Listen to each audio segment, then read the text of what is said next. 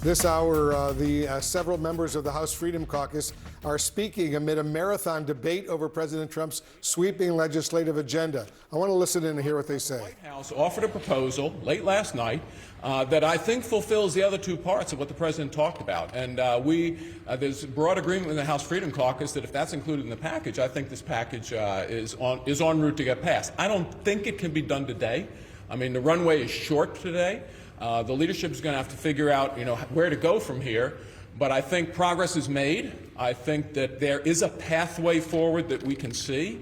But again, the leadership will have to figure out, what the time frame of this is. As you know, I've come and I've spoken to several of you in the past few days and said, I'm not sure this can be done this week. I'm pretty confident it can be done in 10 days. But that's up to leadership to decide. We just want to emphasize we want to deliver the president's agenda. The bottom line is, he said, end waste, fraud, and abuse in Medicaid, which is a hugely popular issue with the American people. And he said, end the Green New Scam, which is hugely popular with the American people who are watching their energy bills go up as our deficit goes up, and they wonder how in a world where we have all the energy resources we have, gas, oil, how in the world are our energy bills going up? We're going to try to help solve that for the American family. With that, if any of my colleagues want to make a statement. So the legislation that we've got right now has made significant progress to advance the president's agenda. And that's what we're doing. We're trying to sit at the table. We're going to work with our colleagues, work with the White House to continue to deliver what the president campaigned on and what we all campaigned on. As my good friend from Maryland just said, the president yesterday laid out some real clear terms. And we're working to achieve those. And we were working last night with the White House to achieve those and working with our colleagues today to deliver on what the White House put forward as a good faith effort to deliver on those objectives. Look, and just on a personal note, 14 years ago, I was diagnosed with cancer. And one of the reasons I ran for Congress was to deal with our very badly broken healthcare system.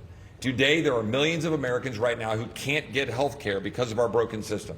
They're on wait lists. The vulnerable Americans are on wait lists because we've got a broken system that rewards the able-bodied over the vulnerable, that gives more money to people on Medicaid than on Medicare.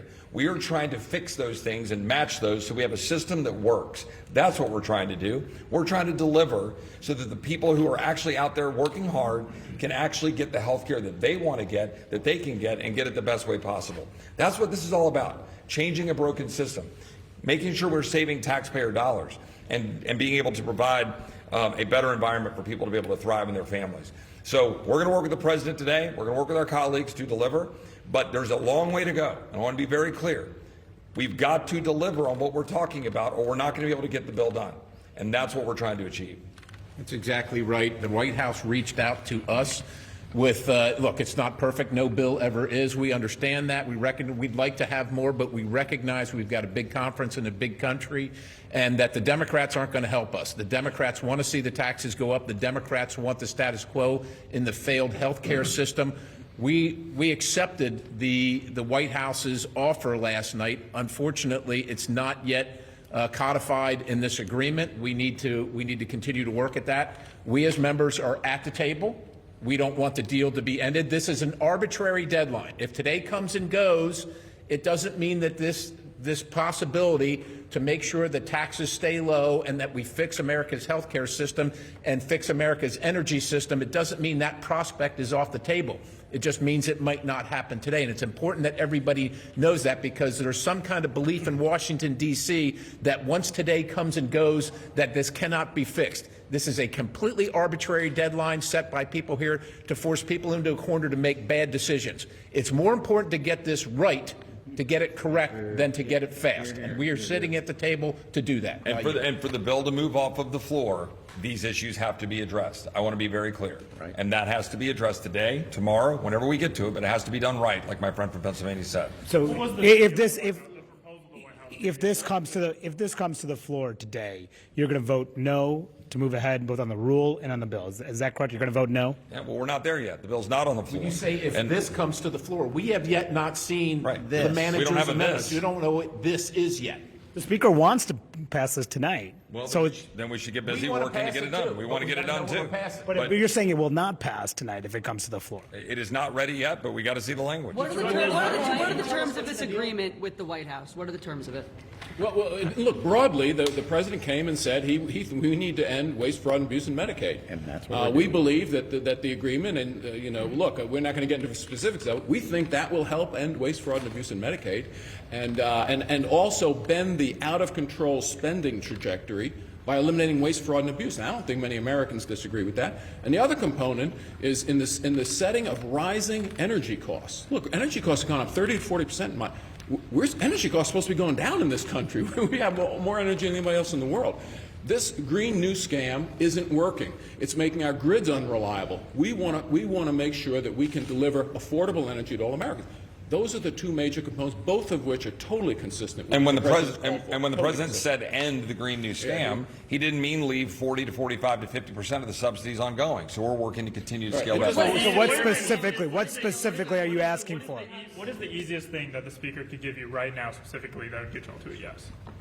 We're not going to negotiate this through you guys. I mean, you guys know the issues. We put them out there, and we're sitting at the table to work through them. But you guys know the issues that we're very concerned about: the abuse, the waste, fraud, and abuse in Medicaid, the scam that is going on, the money laundering, where we've got 90%. Y'all agreed to times the out. levels of ENC. The ENC has exceeded those levels in Medicaid. Y'all agreed to those when y'all voted for the budget in February. Why now are y'all moving the goalposts? That y'all agreed wait, to no, So that's how you want to put it in terms of. The premise of the gentleman's statement is not correct. The ENC met premise the of your levels that y'all statement is voted not for in correct. February and March. We're in the process of assembling 11 bills that just last week were finalized, and that our final opportunities to tweak and improve and solidify our intentions that were written into those bills is through the Budget Committee and the Rules Committee, where managers' amendments can be written to tweak, improve, and solidify the intentions and the agenda of the President of the United States and conservatives within the House and the Senate, by the way. So we're in the midst of those final stages, gentlemen, of working through the Rules Committee with managers' amendment, and the details remain unrevealed, but we're at the table working those details. But you guys are being very general. Can you be specific to tell the public what exactly you're asking for? Are you asking for changes to FMAP? Do you want more energy? Yeah, but that's very, very general. Waste, fraud, and abuse. Specifically, what are you asking for? Fraud and abuse. I don't understand how that. But I mean, you want FMAP changes? Are you demanding that there be changes to that, or are you demanding that the IRA tax credits all be phased out immediately? We demand that waste, fraud, and abuse be addressed in Medicaid. It's inadequately addressed in the current bill. And we believe that as much of the Green New Scam should be eliminated as is possible. But why are y'all doing this now? Let me address the goalpost nonsense. We are working within the goalposts. You voted for None of ENC's it- levels. Excuse me, can February I and March. answer the question? Yeah. Or you just want to filibuster? You can talk. You can talk. I'm He's just a asking. No, contrary you're a fellow, and he's filibuster. not accurate. You're not very smart. We are working. We're deep in the within- details. We're working within the goalposts. We're not saying we need to move the amount of cuts up, because goodness knows we moved the amount of spending yesterday with the SALT agreement. We're saying work within the goalposts, rearrange it within the goalposts, in accordance with what the president wants. End waste, fraud, and abuse in Medicaid, which is wasting dollars that should be spent on the truly vulnerable, and then end as much of the Green New Scam as possible. Right. But Mr. Chairman, the President and the Speaker say you've gotten what you've asked for. You're saying they're wrong. The White House last night. He said you've reached the White the House. target The this White bill House is last night sat down with us to address the concerns that we're talking about. The White House was very clear about what we're working on together to actually deliver on what the Chairman Harris, just talked about. And we're talking about specifics, man. I mean, what we're talking about here, you know the issues, you know the levers, right? We've been very public about this. There's been articles written. Some of you have written some actually reasonably honest articles about the extent to which you're having 7 times more money going to the able-bodied than the vulnerable. We're trying to fix that. We're trying to fix a system that is corrupt, so there's a money laundering machine where dollars go from red states and responsible, hardworking Americans to go to blue states like California to give money to people who are illegal or who are able-bodied. We want to fix that. That's what we're trying to address. And on the goalpost moving, that's utter nonsense. The fact of the matter is, this has massive savings in the out 5 years, and it has massive deficits in the first 5 years, because we're not addressing the structural reforms that we're talking about right here, including very specifically eliminating the 45% of the subsidies under the Green New scam that continue. So that's what we're talking about. We're not moving goalposts. We want to save money. We want to save as much money as we can. But we want to do it the right way to deliver for hardworking Americans who are getting left behind by government here, Republican and Democrat, who keep spending money we don't have, racking up massive amounts of debt, driving up inflation so Americans can't afford homes, the Moody's bond rating gets dropped, and people are getting left behind. No more. Now's the time for transformative reform. We're going to work with the White House to deliver it. The CBO said last night that it would increase the deficit. All right. Well, we were just listening to a sort of impromptu press conference, essentially, among the Freedom Caucus members, some of these GOP holdouts on the Trump agenda, which has really turned a little bit heated there, Wolf, as they talked about Trump's agenda and some of the hangups, but they weren't really offering specifics. We know that Speaker Johnson wants to hold a vote tonight. Based on what we just heard, it doesn't look like that's going to happen. Manu Raju, to bring you in, you were really pressing for more specifics on what they want, and you weren't getting them.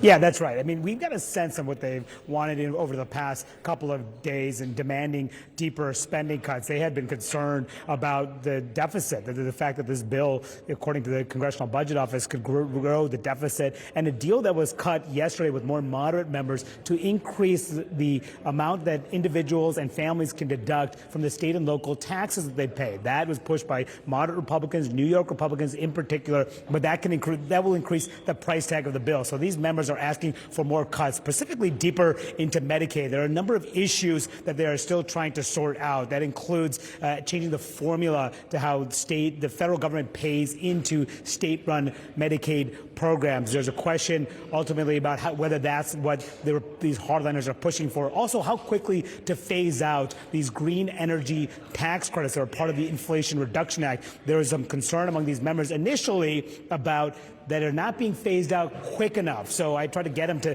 explain exactly if that is part of the issue. They suggested that that is part of the issue. But the big headline out of this is that they are saying that they are not ready to move and advance this bill. That was the first question I asked out of the gate. Are you ready to vote for this? Because the Speaker wants this approved today out of the House Rules Committee, on the House floor, and then onto the House chamber. But he can only afford to lose 3 Republican votes on a straight party line vote. But it's clear there, Pamela, based on what we heard from these members, he's not going to get there. Yeah. Manu, I want you to stand by. I want to bring in our correspondent, Jeff Zeleny, as well. It was interesting yesterday, as you remember, the president met with the Republicans in the House, and he called it a meeting of love. He seemed to be suggesting they were on the verge of a deal, but now we see the chairman of the Freedom Caucus, Andy Harris, say not this week, maybe 10 days, there could be a deal 10 days from now. And Chip Roy saying there's a long way to go. And I'm quoting him. Look, and as you well know, Wolf, 10 days in a legislative impasse like this could well mean death in this. When something is close to the finish line, you have to keep pushing it toward the finish line. That's why I am learning that the White House and the president are likely to have Speaker Johnson and House Freedom Caucus members over again today to keep pushing this forward. The president presented a rosy picture yesterday after the meeting. There's no doubt about it. They've worked through the night on the budget bill here, but only the president probably can bridge this gap here. So this is very much an ongoing situation. The reason it matters for the president, for all the executive orders he's signed, and there have been hundreds and hundreds, this legislation is the absolute heart of his agenda going forward. He cannot really do anything without this passing. The tax cuts, of course, from 2017 will expire at the end of the year. The economy is watching this. The market is watching this. So this is very critical. So keep an eye on what the White House does today, what the president does. They want to have a vote this evening. Speaker Johnson earlier told our Lauren Fox it would come. The House Freedom Caucus is saying it won't come. We'll see what the president has to say about this. And as of now, every time the president kind of persuades and twists arms, it's worked. This is the biggest test yet. We'll see if he has another meeting of love, as he called yesterday's meeting with the Republicans as well. Jeff Zeleny, thank you. Manu Raju, thanks to you as well. Pamela. And right now, we just saw what the Freedom Caucus is saying, frantic negotiations that they are happening on Capitol Hill as President Trump's agenda clearly is on shaky ground. These conservative hardliners we just heard from, they are arguing that spending cuts inside the massive bill don't go far enough, and they are threatening this possible revolt as Speaker Johnson tries to win them over. He wants that vote today. Doesn't look like it's going to happen based on what we just heard, but you never know. Let's discuss more now with Republican Congressman Brian Stile of Wisconsin. He is a member of the House Financial Services Committee. Hi, Congressman. I'm not sure if you were able to hear that sort of impromptu press conference from the Freedom Caucus, but the Freedom Caucus chair, Andy Harris, just said a few moments ago that his group of hardliners wants to deliver on the president's agenda. Another member, Chip Roy, said there's still a long way to go. Is the Freedom Caucus standing in the way of getting this bill passed? No, I think what you're actually seeing is Republicans uniting to deliver the president's agenda. I think we have an opportunity here in the home stretch of negotiations to make sure we make this the best bill that we possibly can. I encourage many of my conservative members, the folks that just spoke at that impromptu press conference, to continue working to make sure that we root out waste, fraud, and abuse in a whole host of programs, including Medicaid, because we have an opportunity to actually strengthen the program for those that it was designed for. And at the same time, I think we will see our colleagues from more moderate districts come to the table and reach an agreement. This is all about not allowing any one person to get 100% of what they want, but making sure that we come together, unite, and deliver on the president's agenda. Right, but in terms of timing here, we know that Speaker Johnson wants to get this to a vote today. It doesn't seem like that's going to happen based on what we just heard from the Freedom Caucus members. I mean, you heard Andy Harris throw out 10 days. You heard Representative Chip Roy throw out, the fact that we still have a long way to go. Does that concern you? Well, it's the darkest before the dawn, but I think what we are looking at right now is final edits in the legislative text to make sure that everyone's comfortable and we can get all the frogs in the wheelbarrow as we get the bill across the line. And so I think when this final manager's amendment comes forward, that's the moment that we will know if we have the bills on the House floor. Obviously, the Speaker is in final negotiations on that point. But I am of the belief that we will deliver on this. Broadly, the media likes to underestimate Republicans in the House. In time and time again, we over-deliver. And I think you're going to see us come through once again, unified in an opportunity to get government spending under control, secure the border, and prevent a giant tax increase from hitting the American people. You can blame the media, but we're just covering the dynamic that is at play there. And these are just facts, right, that I'm putting out. We heard from the Freedom Caucus members who were talking about the White House last night and this meeting there, and that it was pleased with what the White House had to offer. Can you give us any more details on what that was? Well, I'm not going to get into the internal negotiations, but obviously many of us want to make sure that we are removing waste, fraud, and abuse. There's huge opportunities in a number of our programs to do that, whether or not it's the energy subsidies that should have never been put in place by the Biden administration or the massive reckless spending that we saw during the previous 4 years. And so on the home stretch of this bill, the final edits will come forward in a manager's amendment. But I'm of the belief that we will be there and we will be able to deliver on the president's agenda in the near future. And you talk about, the spending. Of course, there is disagreement about spending, right, between Republicans and Democrats. But the bottom line is, I know you're a fiscal conservative yourself. And when you look at the deficit, in President Trump's first term compared to President Biden, there was more added to the deficit. And now the nonpartisan Congressional Budget Office released this preliminary analysis estimating that this bill will add nearly $4 trillion to the deficit over 10 years. What do you say to that? Yeah, that's an accounting analysis that only assumes that the tax reductions from 2017 will expire. This is really in large part maintaining the tax reforms that were put in place in 2017 that brought us tremendous economic growth. We all have to go back and remember that after the passage of these tax reforms that we're working to make permanent in 2017, what we saw was significant economic growth in real wages rising. What we want to do is put permanence to those laws that actually unleash great economic growth, because if we make them permanent, I think what we will see is the economic growth come back to the level that we did coming into the pandemic. And it is true that the CBO did underestimate the economic growth from the 2017 tax cuts, but it was pretty in line with what happen with adding to the deficit. And you talk about the growth part about this. You know, there was this analysis from the Nonpartisan Center on Budget and Policy Priorities that said the 2017 Trump tax cuts was a, quote, trickle-down failure, claiming it failed to deliver promised economic benefits, favored the rich, and eroded the U.S. revenue base. You have claimed in the past to be a good steward of taxpayer dollars. Is this doing that? I go back and look at the scoreboard after the 2017 tax reforms were put in place. What we see is tax revenues hanging out at roughly historical averages as a percent of GDP and spending skyrocketing. We have a spending problem, not a taxing problem. The other aspect that I think that analysis fails to appropriately capture is the significant real economic growth that we saw following the implementation of the 2017 tax cuts. Who was helped the most by that economic growth was some of the least amongst us. In particular, we saw above average real wage increases for blacks, for Hispanics, for Asians, veterans, and women. And we need to make sure that we're putting in place those tax packages with permanency to make sure that we are uplifting all Americans, but in particular hardworking American families who have struggled to be able to afford the things that they need after 4 years of the reckless Biden administration. Congressman Brian Stile, thank you for your time today. Thank you. I'm joined by a terrific group of reporters here. CNN's David Chalian, Sung-Min Kim of the Associated Press, CNN and Bloomberg's Nia Malika Henderson, and Tyler Pager of the New York Times.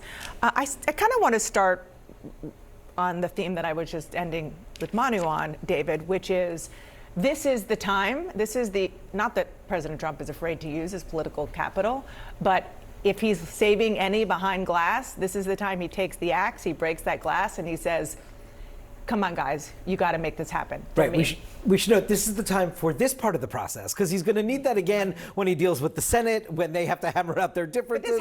But this has to get done first, right? So he's going to need stages of this, there's no doubt. And the congressman's not wrong that you just heard in that clip. I mean, this is a self-imposed deadline because Johnson is of the mind, and you know this is back to the whole debate over whether it was going to be two bills or one big beautiful bill or what have you, that like momentum has a reality in the thinking and performance of votes on the floor. And so by moving this quickly, he thinks that is the best shot he has to keep this very narrow majority together on a party line vote. I do think it is intriguing, though, that this meeting with the Freedom Caucus is happening immediately on the heels of the larger conference yesterday, because now, just one day later, Trump feels the need to isolate the very members that are holding it up, not just talking to the broad agenda. No question about it. And you're right that the president is, he's going to have to keep doing this over and over again.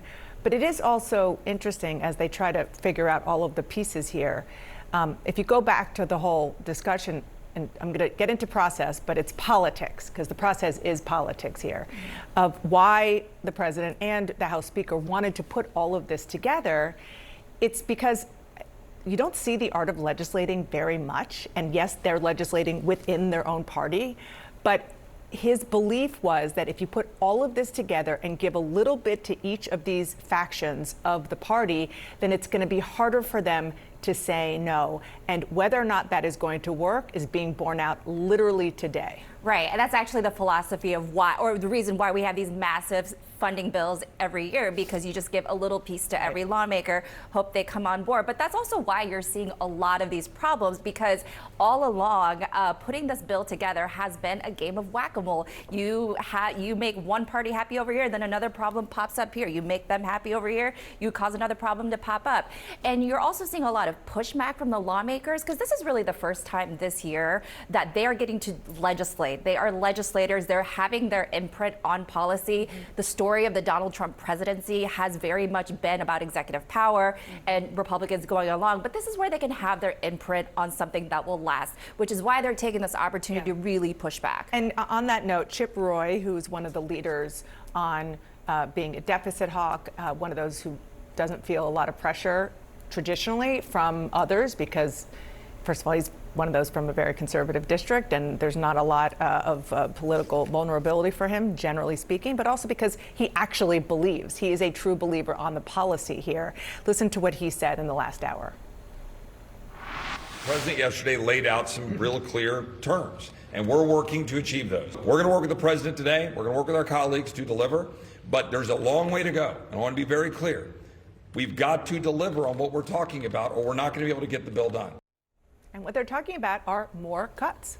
Yeah, a long way to go, I think, until Trump lays down the hammer. I mean, we've seen this before with sort of recalcitrant folks who then are isolated. You talked about this. I think you especially saw with the confirmation hearings. He isolates people. They get blowback from MAGA world, whether it's the conservative chattering class or on the internet, and then they buckle. And it seems like, as much as we are hearing a lot of uproar at this point, that when Trump enters the picture, he is able to say, I want this done. I was elected on a mandate, and you have to fall in line because these are the priorities that Americans voted for. We'll see if that happens. I mean, I feel like we've seen this movie before where there is a lot of uproar and then there's a fold and a cave to Donald Trump. So there is, of course, the whole intra-Republican fight. And then there are the Democrats who are not so quietly sitting on the sidelines doing this, waiting for this to get through. Just on the politics of it, Manu mentioned the CBO score. This is a nonpartisan group that is the gold standard for figuring out how much things cost. And you see there the national debt. It would increase the national debt. That is not a good thing for the Chip Roys of the world. When it comes to funding for Medicaid, it says that it would cut Medicaid almost $700 billion. That is what I was referring to with regard to a political gift for Democrats. And then same goes for funding for SNAP. If you kind of put all of the other things that we have been reporting on in Trump 2.0, the Democrats still firmly and fundamentally believe that it is those issues that could win them back the House. Absolutely. And we see these sort of cycles every 2 to 4 years when there's a new president in power. We saw this when Joe Biden took office and Republicans sort of just waited as Democrats made policy and then eagerly tried to use that in the midterm. So this is the same sort of pattern that we've seen over and over again in Washington. And Democrats do believe that it is on some of these issues, particularly as it relates to Medicare and other sort of the economic issues, that they could hammer the Republicans on. But I think this is also sort of the status quo in Washington when you have these thin margins. As the country gets more divided, as we see more gerrymandering and really Democrats and Republicans taking control by just a few seats, everyone becomes more powerful in Washington. We talked about this when Joe Manchin was the senator who controlled all the power in Biden's administration. We're seeing those same sorts of figures emerge as Republicans try to push this across the line because the margins are just so thin. I would just say, I would love to put truth serum in Democrats right now and ask them, would you rather defeat this bill because you're so opposed to the policy, or would you rather take this, have them pass it, and take it out on the campaign trail and run against it because it may not be popular and the Republicans may have a tough time selling it to the country? I don't know what their answer would be. I think you'd get different from different answers. I'm not being naive, but I do think different people have different answers to that question.